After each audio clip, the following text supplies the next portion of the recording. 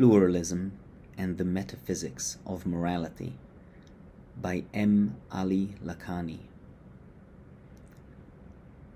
The essay opens with a quote from Benjamin Franklin. "We are spirits, that bodies should be lent us, while they can afford us pleasure, assist us in acquiring knowledge, or doing good to our fellow creatures, is a kind and benevolent act of God." End quote. How should a society organize itself? How can one properly resolve the tensions between equal rights and individual freedoms?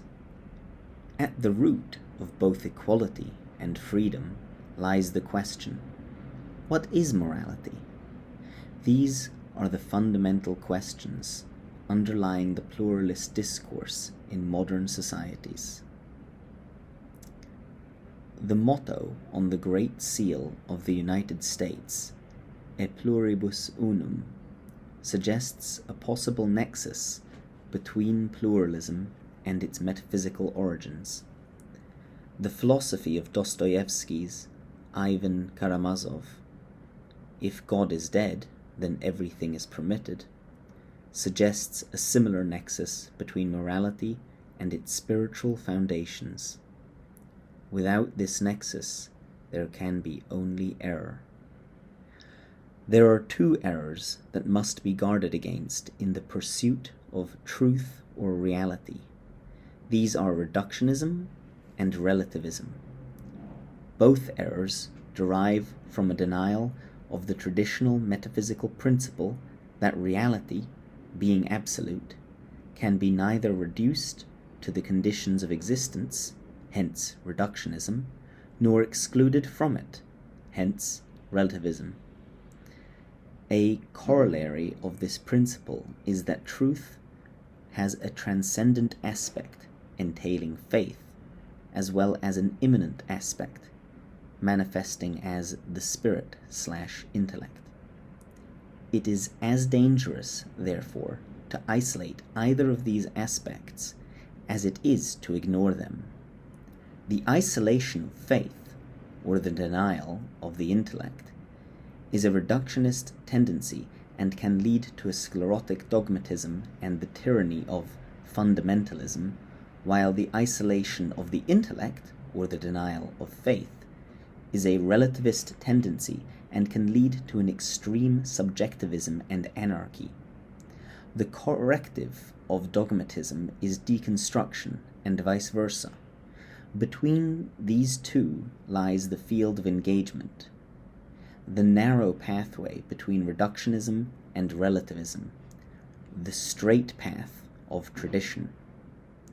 Equality and freedom are two of the pillars of modernity.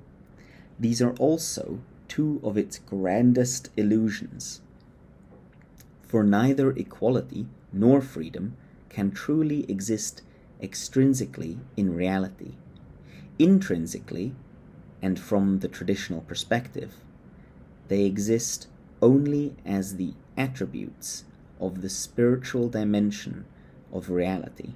The spirit is equal notwithstanding its pluralism, and is free notwithstanding its formal limitations.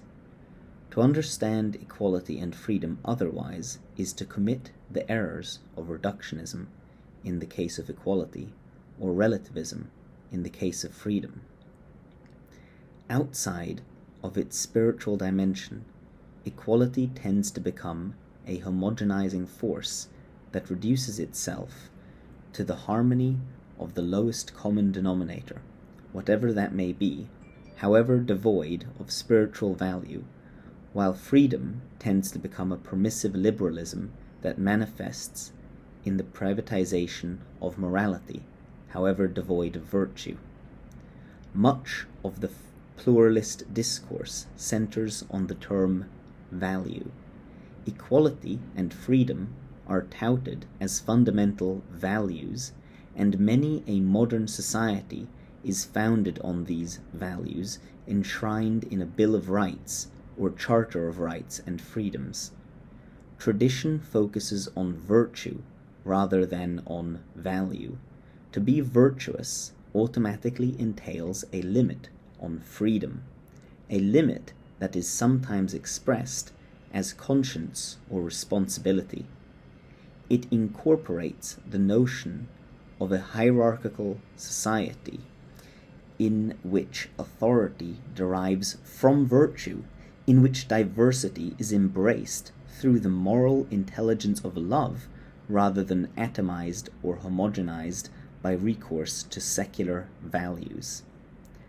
Tradition provides both the doctrine, theoria, and the method, praxis, for apprehending and conforming to truth or reality.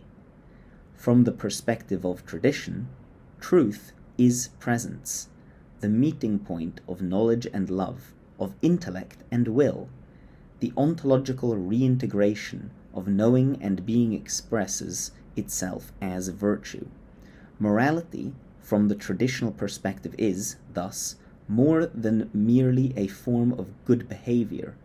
It is the love motivating the ideal of equality and the knowledge underlying the ideal of freedom.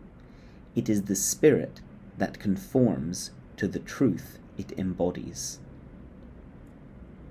If you value my work, I'd be most grateful if you would like, subscribe, leave a comment, and share this video with anyone you think might be interested. If you would like to support me in working on this project, I'd be deeply thankful if you would consider becoming a regular supporter through Patreon or making a one-time donation through Ko-fi, links in the description. If you do subscribe, please remember to hit that little bell icon, because otherwise YouTube won't inform you when I upload new videos. If you'd prefer to read my essays over the video format, they are all available in written form on Substack. Link also in the description.